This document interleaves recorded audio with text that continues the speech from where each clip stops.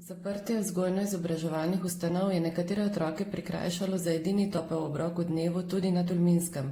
Zato se je na pobudo občine Tolmin tam družinam pripravilo paket osnovnih potrebščin. Moči so tokrat združile številne organizacije, tudi Center za socialno delo, šole in vrtci, s pomočjo katerih se je dokončno oblikoval seznam vseh pomoči potrebnih mladoletnih otrok in njihovih družin.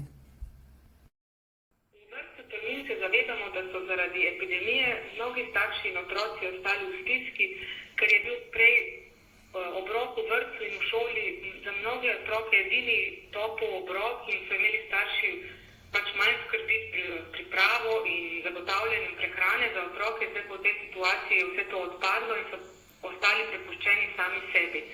V vrtcu smo na pobudo občine Tolmin pristopili k reševanju tega problema, tako da smo predlagali, katere družine bi lahko bile deležne te pomoči. Pa še vedno velja priporočilo zdravstvene stroke, naj se starejša populacija čim bolj izogiba stikom, so pakete ob upoštevanju vseh varnostnih predpisov po domovih razvozili mlajši predstavniki nevladnih organizacij.